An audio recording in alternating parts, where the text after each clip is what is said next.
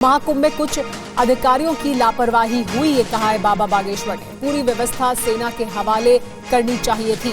मोक्ष वाले बयान पर भी बाबा ने सफाई दी। मेरी बात के अर्थ का अनर्थ किया गया, कहा बाबा बागेश्वर ने। प्रायोजक हैं cancer healer centre, a new beginning.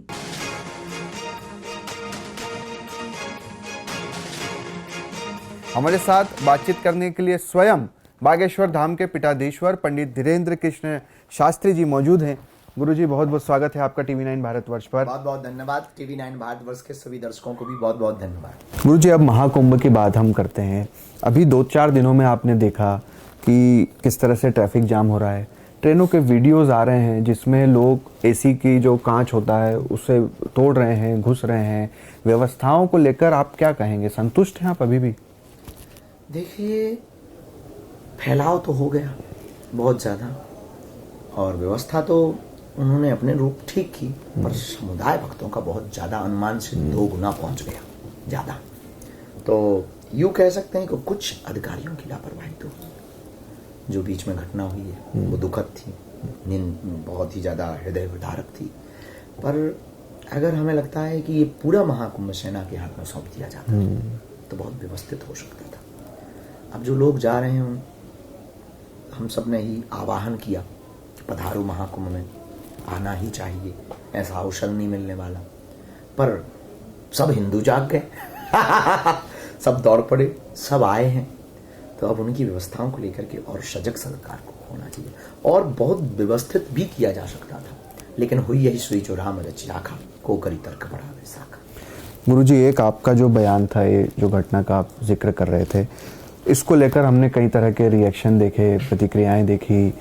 कई शंकराचार्य जी ने आपको लेकर कई तरह की बातें कही। जो मोक्ष वाला आपका बयान था, क्या कहेंगे आप? क्योंकि उस पर आपकी शंकराचार्य जी हमारे परंपरा में सर्वोच्च पद के हैं। उन पर कुछ भी टिप्पणी करना मतलब सनातन की हंसी मजाक बनाना है। उनका अपना मत है, वो कह भी रहे हैं, तो उनका तो आशीर्वाद है हमारे लिए।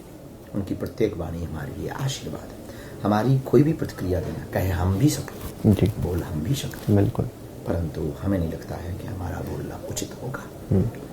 रही बात उस टिप्पणी की, तो 1 घंटे के वीडियो को आप 1 मिनट में अर्थ नहीं निकाल सकते। पूरे घंटे का जो कार्यक्रम था वो श्रद्धांजलि समारोह था और उसमें हमने ये कहा कि हाँ, असमय हुआ, हमें खेद है। अब आप ही बताओ, कोई घटना हो जाए तो हम क्या कहते हैं कि ठीक मर गए? ऐसा भी तो नहीं कह सकते ना।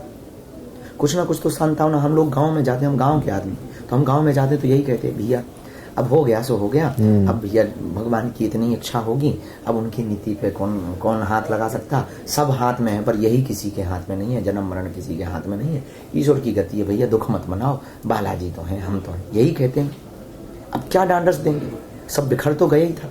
छोटे छोटे बच्चे रोते हुए हमें भी तो दिखाई दी। हम भी तो, हमारे अंदर भी तो पीड़ा है, हमारे अंदर भी तो दुख है। हमारी तो वो परिवार के सदस्य थे, बिलखता हुआ परिवार, रोते हुए बच्चे, चिघाड़ते हुए बच्चे, डली हुई लाशें, न जाने क्या क्या कह रही थी। मन कितना हृदय दुखित था। और ऑन कैमरा तो नहीं, पर ऑफ कैमरा हमने किस किस को क्या क्या नहीं सुनाया।